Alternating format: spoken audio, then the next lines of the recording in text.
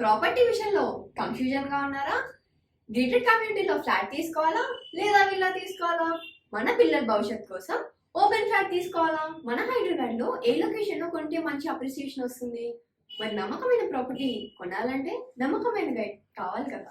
Property advisor కోసం సంప్రదించండి Varahaswamy property గూగులర్. Contact 7207218485. Shri మహాగణాధిపతయే నమః. ఐం మహాసరస్వత్యే నమః. శ్రీ లలితాంబికాదేవ్యే నమః. శని వక్రగతి అనేటువంటిది ఉన్నది. అంటే మామూలుగా ఇప్పుడు కుంభములో ఉన్నాడు అనేటువంటిది మేమే చెబుతూ ఉన్నాం. అయితే కుంభములో ఉంటూ మకరము వైపు వక్ర దృష్టితో చూడటము వలన ఈ ప్రభావము కుజుడి మీద కూడా పడుతూ ఉన్నది అనేటువంటిది ఉన్నది. అయితే ఈ శని వక్రగతి ఎప్పుడు ప్రారంభము అయి ఎప్పటిదాకా ఉంటుంది అనేటువంటి విషయానికి మనము చూసుకుంటే జూన్ 29 నుండి, అంటే జూలై నుంచి అనుకోండి, ఏముంది ఒక రోజు 2 రోజులు, నవంబర్ 15 వరకు కూడా ఉంటుంది. అంటే 4.5 నెల పాటు ఉంటుంది అనేటువంటిది ఉంది. అయితే ఈ శని వక్ర దృష్టి కరెక్ట్గా ఎదురుగా చూడటము వేరు, వక్రముతో చూడటం అనేటువంటిది ఒకటి ఉంటుంది కదా. అలా చూసినప్పుడు ఈ 12 రాసుల వాళ్లకు కూడా ఎలా ఉండబోతుంది అనేటువంటి విషయానికి మనం ఇప్పుడు వస్తున్నాం. ఈ 12 రాసుల వాళ్లకు అసలు మేలేమిటి, చిన్నపాటి ఇబ్బందులు ఏమిటి అనేటువంటివి తెలుసుకుంటే దానికి సంబంధించినటువంటి విధి విధానాలు మీరు చూసుకోవడానికి మేలు జరుగుతుంది.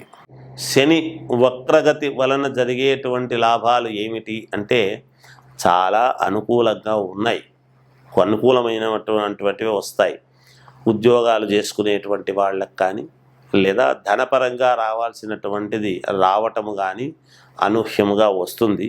కానీ అయిన వాళ్ళతో జాగ్రత్తగా ఉండండి.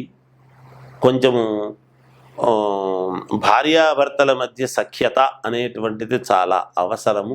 ఏదైనా కోపం వచ్చినప్పుడు, ఆగ్రహించినప్పుడు ఎవరో ఒకరు తగ్గినా ఎటువంటి ఇబ్బందులు ఉండవుగాక, మేలు జరుగుతుంది. యోగవంతముగానే ఉన్నది కుంభరాశి వాళ్లకు అనేటువంటిది తెలియజేస్తున్నాను. ఇక అన్ని రాసుల వాళ్ళు కూడా పరిహారం ఏమి చేసుకుంటే మంచిది శని వక్రదృష్టి వలన, అలాగే కుజుడి యొక్క ప్రభావం వలన అని గనక ఒక్కసారి మనము ఆలోచన చేసినట్టయితే మనము చేయాల్సింది ఏమిటి అంటే, షాపుల్లో నవధాన్యాలు దొరుకుతాయి. శక్తి తక్కువగా ఉండేటువంటి వాళ్ళు ఆ నవధాన్యాల ప్యాకెట్ తీసుకొని పోయి నవగ్రహాలు ప్రతి గ్రహాల చుట్టూ ప్రతి గ్రహము దగ్గర కొద్దిగా నవధాన్యాలు అన్నీ కూడా వేసి 9 ప్రదక్షిణలు కానీ 11 ప్రదక్షిణలు కానీ తిరగాలి. మరి ఇది 4.5 నెల ఉంటుంది కాబట్టి ఈ 4.5 నెల పాటు ప్రతి శనివారము తిరిగితే మంచిదే, యోగమే. అయితే మాకు పర్వాలేదు అని అనుకునేటువంటి వాళ్ళు నవగ్రహ హోమము చేసుకుంటే పుణ్యప్రదం ఒకటి.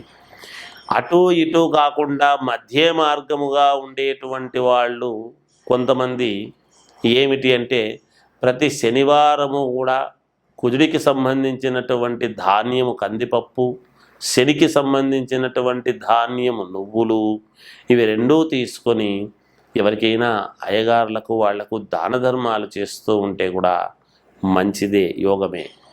ఇక ఇంకా ఏమైనా ఉన్నాయా ఇవి చేసుకోవటానికి అని అనుకునేటువంటి వాళ్ళు ఈ రెండిటి యొక్క ప్రభావము పోవాలి అని గనక అనుకుంటే ఆంజనేయ స్వామిని ఎక్కువగా ఆరాధించండి, మేలు జరుగుతుంది.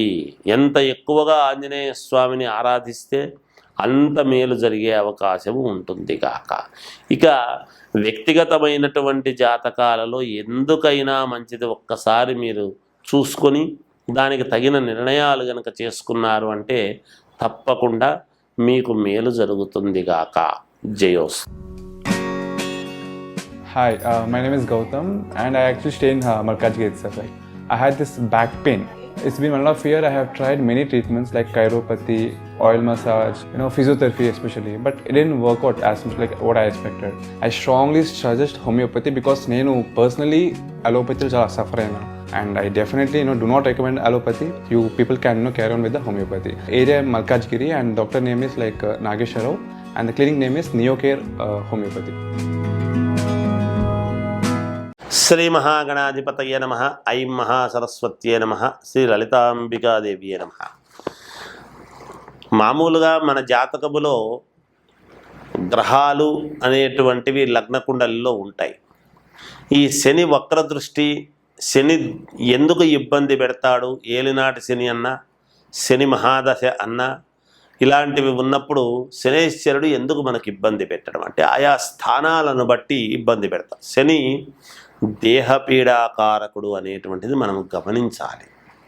ఆరోగ్యకారకుడు ఎప్పుడూ కూడా. అయితే మనకు పరిపూర్ణమైనటువంటి ఆరోగ్యాన్ని ఇవ్వవలసినటువంటిది ఆరోగ్యం భాస్కరాది చేతని సూర్యభగవానుడు ఇవ్వాలి.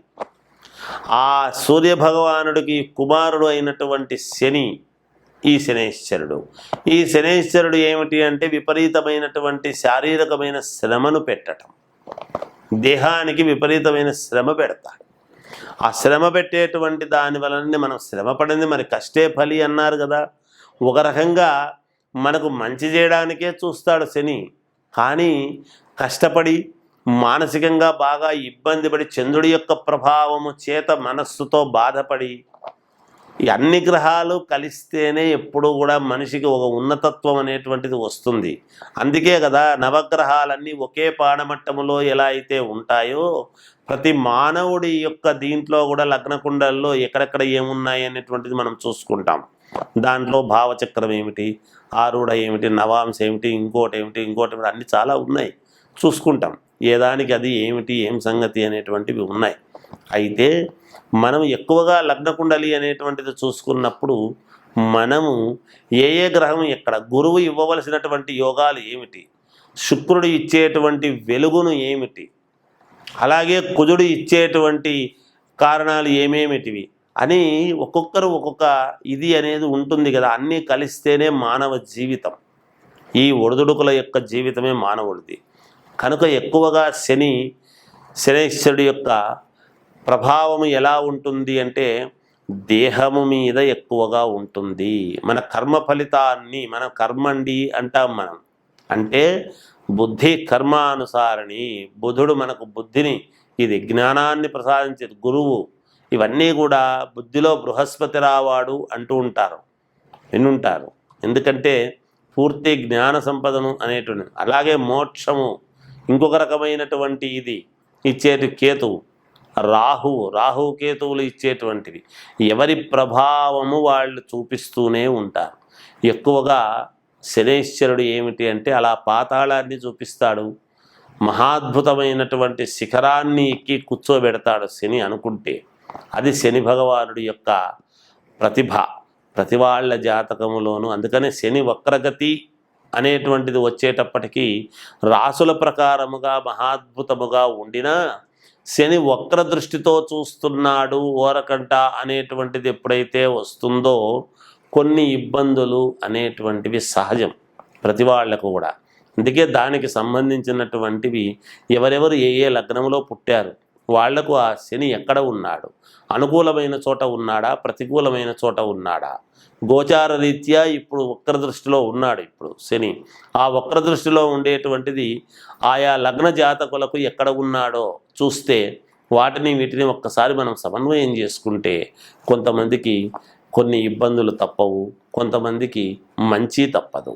మంచి జరిగేటువంటి వాళ్లకు మంచి, ఇబ్బందులు జరిగే వాళ్లకు కొన్ని ఇబ్బందులు ఉంటాయి. కాబట్టి ఆ ఇబ్బందులు పడకూడదు అనేటువంటి భావనతోనే ఈ శనేశ్వరుడికి సంబంధించినటువంటిది మిగతా గ్రహాలకు సంబంధించినటువంటి ఒక్కసారి మనము చూసుకుంటే మేలు జరుగుతుంది అనేటువంటి భావనతో తెలియజేయటమే ఈ ముఖ్య ఉద్దేశ్యం అని తెలియజేస్తూ జయోస్తు.